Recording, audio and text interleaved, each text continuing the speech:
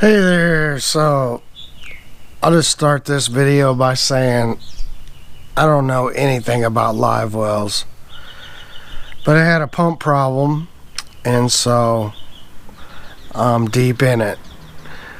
I've got my Champions 2000 Champion, or 99, I'm sorry. It's a 202 DC. Excuse me. And so basically I've got a couple of pumps. Had to remove the batteries. I looked online, information, YouTube, whatnot, and sorry, I got somebody mowing grass over there.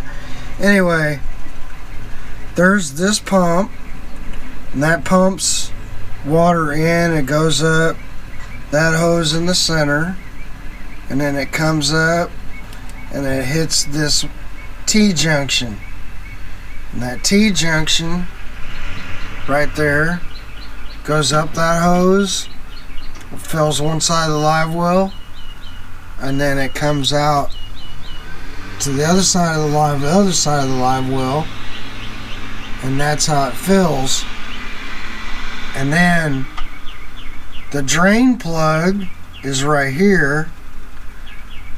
Well, this is an overflow, I'm sorry. It's an overflow, and it comes down and it comes here and it goes out the boat. And then this mechanism is my little valve that opens and closes the live well. So when you fill it up, you can close that off, and then your live well will stay full and aerate. You can open it too if you're on the lake, but then it's going to drain out when you're sitting. So probably want to close it if you're putting fish in it, and then when you get to land, you're gonna open the valve and let it go out. The middle pump, or the pump that's right there that I got the light on, if you can see, hopefully, that's the Bilge pump. So I just put this new pump in for my aerator, and these are great. These little Johnson pumps, and set this down. So basically, just go through this. Here's the old pump.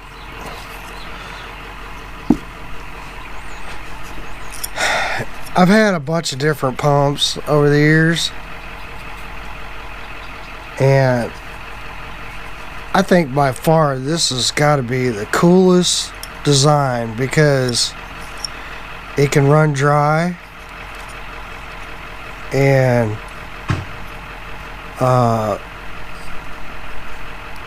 it won't damage it. The other cool thing is, see, this is like a 500 gallon per hour. Well, they make several other ones that are 750 and I think 1,000, 1,250. I'm not sure how high it goes up, but all of those pumps will fit in the housing that's in the boat. So if you want more, you want a stronger pump, you can just go buy. You can go buy a 7, like this is a 500. You can go buy a 750 and put it in there, and then you got a stronger pump, or even 1,000, 1,200. Like again, I say I don't know how high it goes up. So here's the new pump, and it's got this O-ring here. It's pretty simple to install. So I've got this one already set up, but basically I've got these waterproof butt connectors, and I just went to O'Reilly. You can get them at AutoZone as well, but they're a weatherproof. It's a bullet butt connector basically. So I'm using those, and anyway, I think, you know, obviously I looked online. There's other designs for your live well.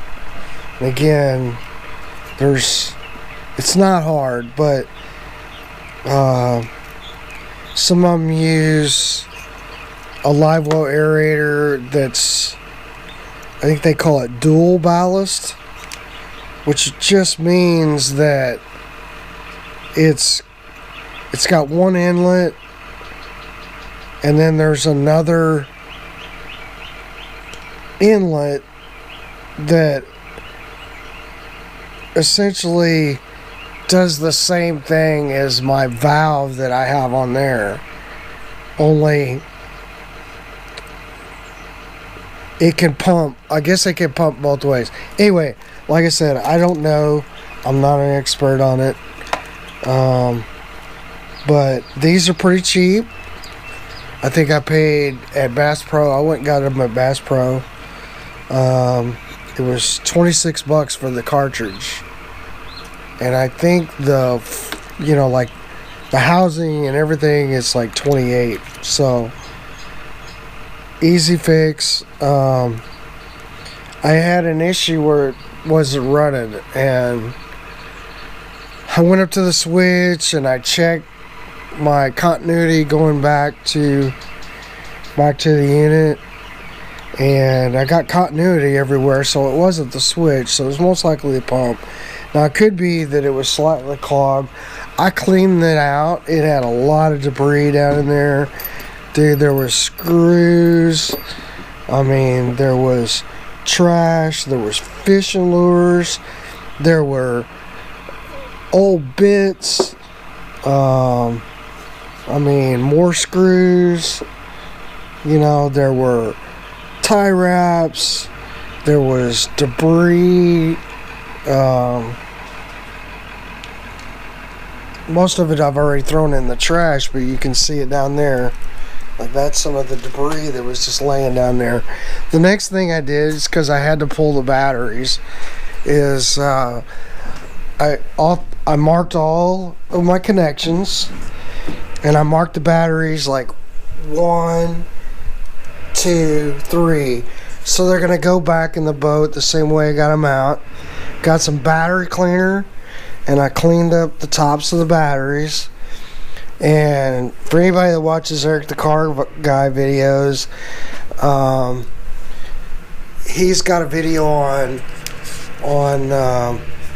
like a dirty battery, and you can have as much as 5-volt voltage drop on a battery, just by the dirt that's on here is making connect. It's like basically there's continuity going between the terminals, so you can have as much as a 5-volt voltage drop. So it's kind of important to keep your batteries clean. So the next thing I need to do is I'm just going to go, and I've got some terminal brush, and I'm going to clean up the terminals. I haven't done that yet. So that's the next thing I do. And anyway, I'm going to get everything back in, and then I can test it back out and see, make sure my live well pump is still working. Most of the terminals are in pretty good shape. You know, probably be a good idea, maybe some dielectric grease. One of the other things that I discovered when I was doing this is that I had a couple of battery cables that were really bad.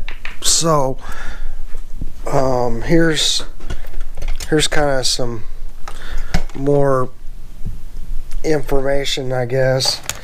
So you can see I just took some tape, some gaff tape, and then I wrote like 2 negative. This is, it's 36 volt system, so 3 positive. But if you look at that terminal, I mean, it's like gone. It's like toast. And there's that one. Same thing. It's not going to really clean up. So this is pretty much gone. And then this one is really flimsy. And so I don't know, you know, I mean, again, like the terminals on it is maybe okay, but for like $4.99, I believe, I got another one of these, and so I'll just I'll take and replace this. So I've got those laid out, and I'm gonna come back through and I'll, you know, remark them and put new ones of those in. So, and here's one of the older pumps and the other pump, and you can see, man, it was really bad, and it didn't have the O-ring.